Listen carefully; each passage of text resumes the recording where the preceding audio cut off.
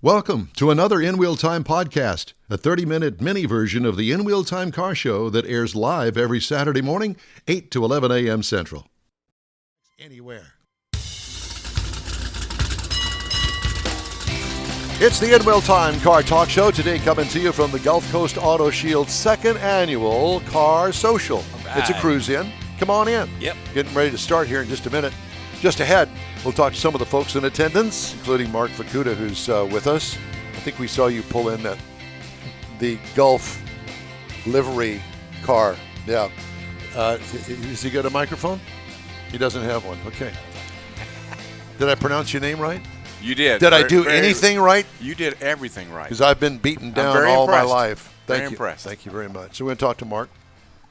And plus, we're going to look at the automotive news headlines this week. That's coming up as well. Howdy. Along with Mike out of this world, Mars, King Conrad DeLong. We always need more Jeff Zekin. Chief Engineer David Ainsley. I'm Don Armstrong. Glad you could join us on this broadcast on this Saturday. If you're with us live, great. If you're listening on a podcast, well, good for you, too. Thank you. Thank you. Thank you for your attendance. Mark Fakuda. Mark, have I met you before? I don't know. I've been in the car arena for a long time. It used to be Car Stereo. I used to be a big competitor, retail store owner. What store? It was a store in Bridge City, Texas, actually. Really? But I was a big national competitor. Sound quality install, SPL, held the world record for 6 years competing. Where did you go to compete? All over. USAC. The sanctioned bodies were covered all over the United States. Yeah, but I was just thinking like the Texas Heat Wave or something like that. Well, years ago in the Astrodome, when the Astrodome was a thing, they used to have Thunder on Wheels, which ended in 1991. It was the last year they had it. And it was put on by the local area rep for Rockford Fosgate, the manufacturer in Arizona. Are they in business? Right. Oh, yeah, they're still in business, but it's a lot different model today. Yeah. Everything is offshore made. Nothing's made in the States. Yeah. You know, that kind of model. Yep. But, whenever I was growing up, Car Stereo was a thing. And we, in this area, we grew up where it really boomed in Southeast Texas. So it was really kind of the catalyst that really spurred it throughout the United States. Did you know Steve Kingsley? I do Steve Kingsley, yes. Yeah. That's how I met John. So I knew Steve long before. Yeah. He actually started at a place called, what is the name Radio of Shack? it? No, not Radio Shack. Thanks. You know, the slaps are building up around here. Yeah. And so he's second in charge. He's first. Okay. There's some sort of weird. I'll think of it in a minute. But at any rate, Steve ultimately opened Custom Car Stereo. Right. And I think of the name. It's some weird name that he started with, selling car stereos. Right. And his success was a little bitty box ad in the sports section of the Chronicle back in the day, and his business boomed, and rest is history. And location. He was right off 59, and he obviously did very well. Well, before here. that, he was over at Westheimer and Fondren. Yep. Right, anyway, right sorry. spot at the right time. I didn't mean to. Well, we were, like I said, at the time. I mean, that's a lifetime ago for me and for him, I'm sure. But it was timing, and we were in the middle of the boom, and it just flourished from here. It really did. Marco Polo. Oh yeah. Do you remember Marco Polo? I do. They were one of the first car stereo places in town that actually installed in cars. Oh, I thought they installed in swimming pools. No, they did that too. Yeah, exactly. That's where I ran. But that's where he started. So, as what I'll consider an expert in car stereos, how has the evolution of the OEM stereos affected that business? Because the OEM stereos have really elevated themselves. I mean, that's an interesting question, and it's a good question, because when I started in '87 in retail. And I was just really out of high school, and Car Stereo You didn't have to rub it in. Oh, okay. It was really a good business because the OEM did not have much to offer. There was no keyless entry. There was no security. There was no navigation and all the things that we have today. And Bose may have been the biggest thing in the OEM. Well, Bose wasn't even then. No, it wasn't. It wasn't then, no. It really was. You were lucky to get a pair of speakers on the back deck and maybe a cassette player at the time, or 8-track. 8-track. Oh, yeah. Kenwood. Oh, yeah. So that was Pioneer. Really, that was really it. So there really wasn't much else. So, that opened the door for aftermarket guys like myself because there really wasn't anything there. And like I said, the car audio competitive scene really fueled younger generation kids wanting to put big boom in their car because it wasn't known of. We were the first guys to put 12, 15, 21-inch woofers in a car. There wasn't such a thing back in the day. So and that was taken from the home stereo business. A lot of it was. My first system was in my mother's car, which was a 1978 Lincoln town car, which, what it looked like. It looked like a coffin, right? Yeah. And I had a pair of home speakers in the back seat belted in. That was the thing. Yeah. Right? Seat belted in. I love it. Yeah, so it morphed from there. But the OEM did not participate that much. You can buy a car, there was nothing in it, left a lot of room for aftermarket guys like us. And in 1985, the first CD player was introduced by Sony, a CDX5. And the CDX5, it wasn't that good. It was just CD, no AM, FM, but it was a CD player. Right. So that really changed kind of the acceleration of aftermarket audio in cars.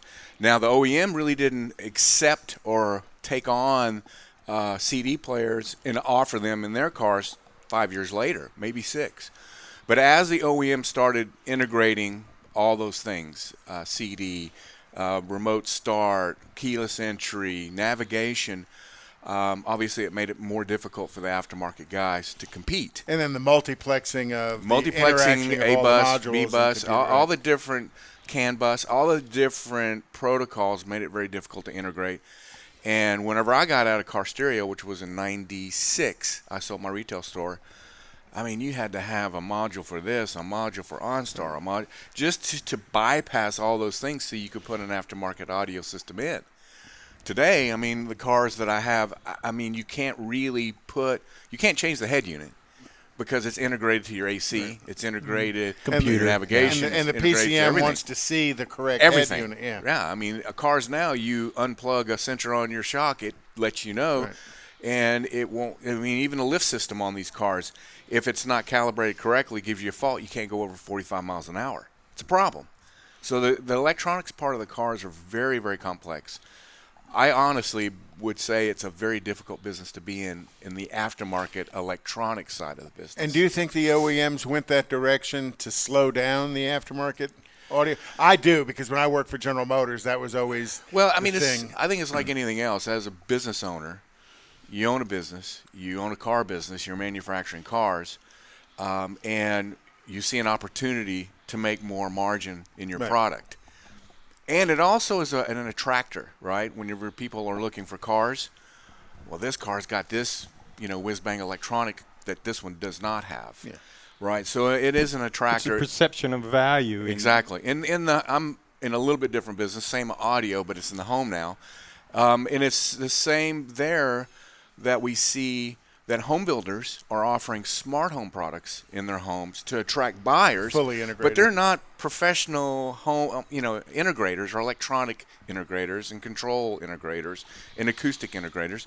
They're building houses, but they want to attract buyers, so they're offering, smart home something, whether it's it could effective be, or it could not. be security, it could be smart home, it could be audio, it could be CCTV. Got to at least be setting up from their perspective the wiring, the infrastructure for it, and if they bring somebody like you in to cap it off or something, I'm not sure how it works, but I can see why they would do that. Exactly, and that just pushes, especially when it's the top home builders in the United States. They're driving all the rest of the regional home builders, right? Yep. And it's kind of car audio and home audio, the way the whole transition's happened from OEM to consumer, it's very similar. It's happening almost the same way.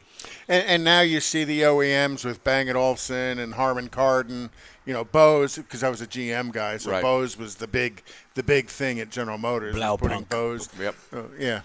So now those home producers are now also being integrated into the cars. Right, and a lot of the car integrators, if you will, OEM, like Harman, they're big home and pro guys. They build those products as well. They're, on the top of the list When you look at go to any restaurant like commercial speakers, it's going to be a JBL control speaker. They're number one for doing integration for OEM for car.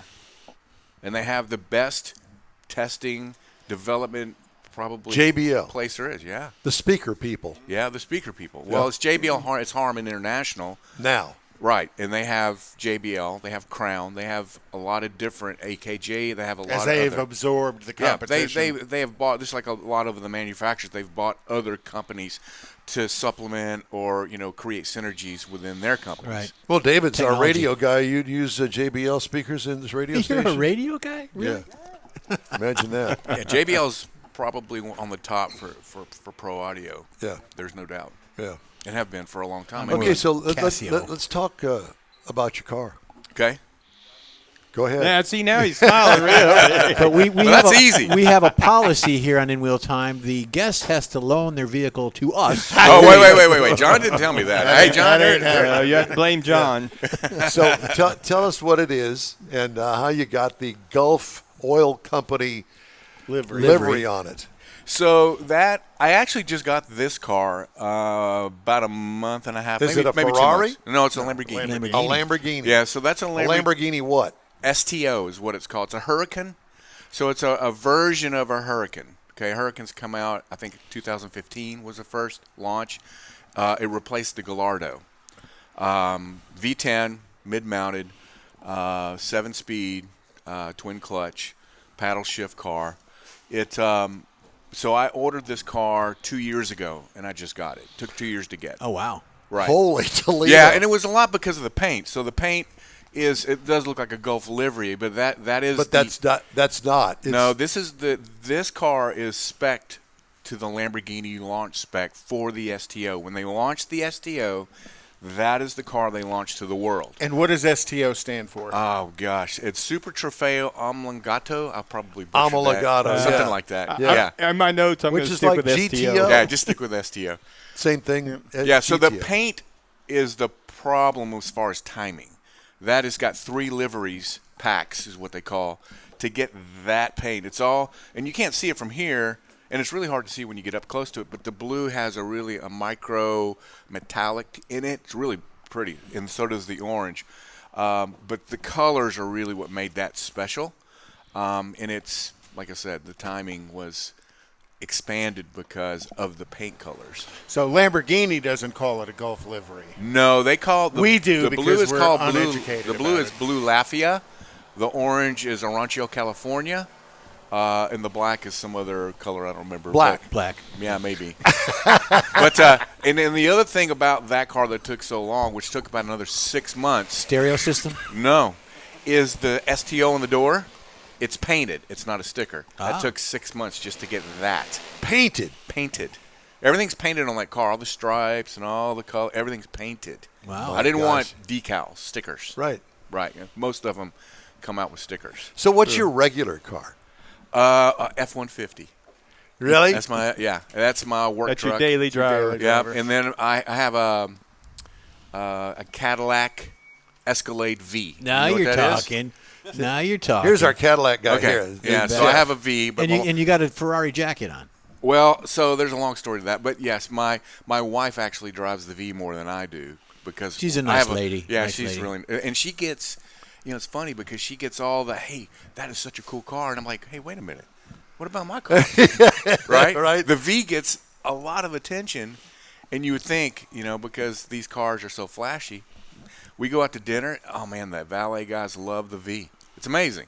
But that car is really good. It is. Yes, it is. It's really good. I've really enjoyed it. Yeah. Yeah, and it's a Cadillac. Yeah, the valet That's the guys, I have visions of Ferris Bueller's Day Off yeah, running yeah. in my head as the valet guys are out putting Well, that's a 130 whole. miles I mean, on we it. can have a whole conversation about valet guys. But anyway, yeah, the I have other cars like this, but I've had Ferraris as well, and I've kind of cycled. I don't have any Ferraris right now. Well, just like I said before you got here, I don't know whether you heard me or not, but did you buy that car up on the North Freeway? I actually tried to buy it here in Dallas because that's where I get my other car serviced. Yeah. But they didn't have allocation for one at the time. And this is 2 years ago. Right. I don't know if you guys remember how crazy the car market Yes. was. Oh, yeah. And they had one of those that was black on the floor. They were asking $200 over sticker. Yeah. 200,000. 200,000 over sticker. Yeah. No. So I'm like, I tried to get allocation. I had a sales guy there. They didn't have allocation, so I had to get my allocation out of Dallas. Gotcha. Well, I interviewed the guy up there at the north side. I don't even know if he's there. He was an older gentleman that was the general manager, and he was telling me about the customers that they have, because I'm not used to, obviously, that kind of car and the buyer for that car. Right. And, you know, like you explained in your livery of cars that you have, that, you know, you've got the money, and so buy that car and play with it for a while and then trade it off, sell it, and move on to something else. Kind of like that, kind of in the same price range. And you don't lose money on it, or if you do, it's very little. He had some cars on the used side of the dealership up there, the Lamborghini dealership. He had like a Shelby Mustang, I think it was a 350 or something like that. Now, this was several years ago. And he said, Don, tell you what, I can't sell it. If you want it, I'll sell it to you. And at the time, I said, how much? He said, oh, 35. Well, you know, that car was probably at the time twice as much as that brand new. Mm-hmm. But he just wanted to get rid of it because it didn't fit. Didn't fit his organization. Right. Didn't the floor plan, if you will. So there is that. So you just play in a different circle than what I'm used to. You know what I'm saying? I have an old Corvette that is mine, and I like it, and so I'm not trading it. I've thought about it. I thought about getting rid of it and getting a regular car, and I thought, why? You know, I like it. It's only got 34,000 miles on it, and it's 2001. So I play with that like you play with yours. Yep. Yeah. It's everyone has their own thing, right? Yeah. So what did John do to your car? So John always typically does two things. He does a full PPF, the whole car, every panel. Even the carbon fiber parts. That's paint protection film. film. Protection film, correct. Yep. And I usually get it gloss because my cars are gloss, they're not matte. Right. And because you want to definitely protect the paint because it hurts the resale value on those if you get a chip. I mean, just a chip. And I would imagine any kind of paint repair on that You do not want any paint impossible. repair on a car like that. You do not want that because it diminishes the They'll value never dramatically. match. If someone in the market for a car like that were to want to buy that and knew that it was sprayed, that would be a big, big hit on your valuation. Yeah. So that's why the paint protection film is so important especially on cars. Because, listen, my pickup truck, I don't have it on my pickup truck because I don't really care about if it gets a chip. How often do you drive this? And do you freak out every time? No, I drive. It is. I would. So there's. Yeah. It is a little daunting, unnerving sometimes to drive these cars because you are worried about someone hitting you or running into you. And or the people whatever. pull up next to you to take a picture. No, it's crazy. You can be going down, going down the Beltway, coming here this morning, and people are trying to catch up to me to video, and they're all over the place. Yep. You know, so it gets a little scary. But I only drive these cars. This one, I'll drive it maybe 500 miles a year, maybe 750 at most. But that's typically what I drive these cars. Generally to shows like this or cruise-ins? Or It's shows, to the gym in the morning, to go get coffee with my kids. That's it. Are you a member of the Houston Lamborghini Club? No, I'm not a member of any clubs. Any of them? No.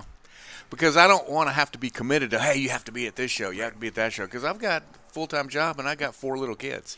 So it's tough for me to break away and just. Tough to do. How old are the kids? My youngest is 4. Oh, wow. Yeah, my oldest is How 17. fun. Oh, he's great. And he loves cars. He was crying because he wanted to come with me Why this didn't you morning. bring him? Because he has his Christmas holiday play this morning. Got it. Yeah. Otherwise, you'd have brought him. I would have brought him. Yeah. And my daughter. They both wanted to come. They both love cars. Yes. That's good. So not much seat time, but this is crazy. But I enjoy just opening up the garage and looking at them. Yeah, absolutely. That's what it is. No, for I me. get it. Yep. Get it all good and washed up and getting it.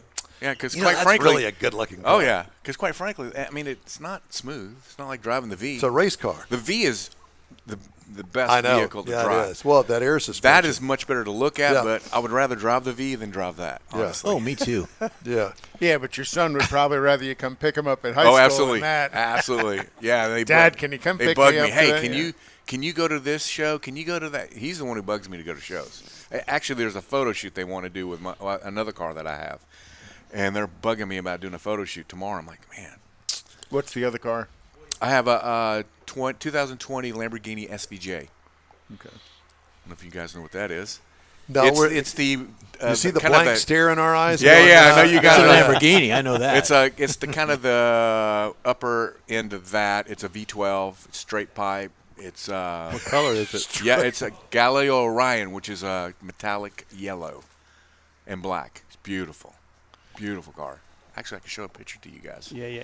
While you're sitting here looking at me with I was those just blank thinking, stares. With that dumb look on our face. No, With the that's weather kind of being natural what it to is, us. it could be a good day to take the pictures, if you're doing a photo shoot. Well, yeah. Yeah. Well, it's one of those things that it's all the time. I mean, my wife got a post on Facebook for the neighborhood, and some lady was like, I don't know, there's somebody in the neighborhood that has Ferraris and Lamborghinis, and there's someone that has a blue and orange Lamborghini. We really want to take a picture with our son for his high school graduation. So my wife is talking to this lady, and she's coming to me going, hey, guess what? I got you a deal to take pictures with some kid for high school graduation. Yeah, a deal that you don't get anything out of it. I'm like, except okay. spend a couple hours. and he won't loan us there his you car. go. Yeah. Yeah, so Oh that's my the gosh. SVJ. That is My God, that's gorgeous. beautiful, yeah. Yeah, so it's V12. It's a roadster, so the tops come off. It's got, should I say the Corvette's got the same side scoops on it. Yeah, That big. one does. It's like a hole. You can Yeah. put a baby inside of that Yeah. thing. Oh, yeah. But it's one of those things. You buy it, you lower it, you PPF it, you tin it, and you put exhaust on it. Every car. And you did all that. Oh yeah, that one's got exhaust. It's lowered. Now, who do you PPF. get to do the mechanical stuff like that? My brother and I. Y'all do it. Yeah, Get yeah. out there and fiddle with it. No, yeah, we just did the suspension. We put Novatec lowering springs. You could tell it's a little bit lower than a normal. Yes, we could tell. Yeah, it's about an inch lower. The driveways and anything with a bump in it would scare me. Well, it's got a lift, so it lifts up. Oh, it about, does? Yeah, about an inch. Does it know, or do you Does it have have to? No, a you got to memory? push a button. Okay. Yeah, you got to push a button. Mark, it's great to talk to you. Yes, sir. Thank Beautiful, you very Very much. cool, stunningly man. Very beautiful cool. car. And we'll be great. looking forward to that lending it out here. soon. Yeah. I'll just charge John. Oh, Yeah. by the way, he does do all my window tint too. Does he? Yes, Gotta the have the that, best. yeah. Window tint, PPF. John does it all. He's Yeah. the best. Thank you. You mentioned both your kids wanting to come down here. Can they both of them fit in there? It's difficult. Well, my daughter's 7. My son's okay. 4. 4 they and can, 7. Yeah, so they can squeeze in there. Yeah, but I don't okay. really like driving that car with them without a car seat. Yeah. I got to be a responsible dad, right? Absolutely. 17-year-old get to drive it No, all? no. Nobody drives that. Not even my wife. When she lets me know about it all the time.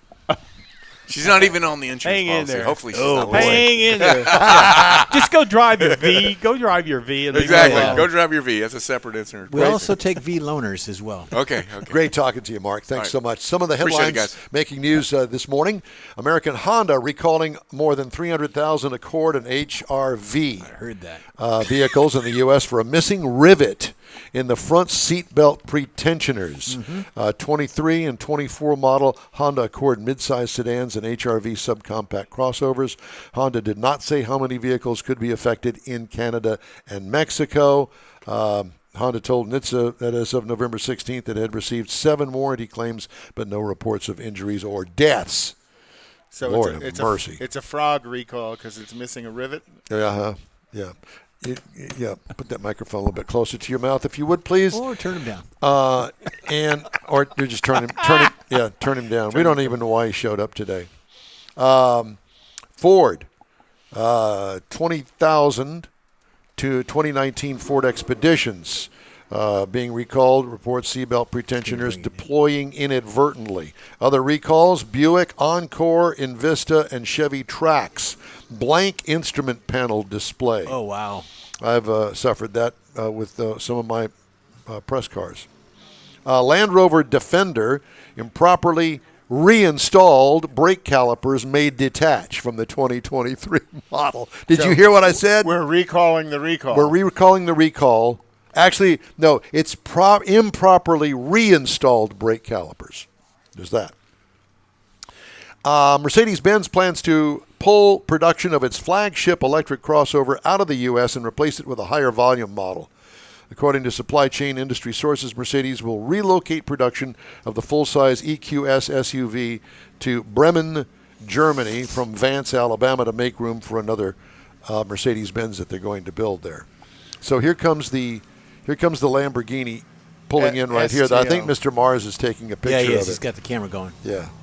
That is really a nice car. That is gorgeous. And to think they're going to loan that to us. I don't think that they'll ever do that, ever.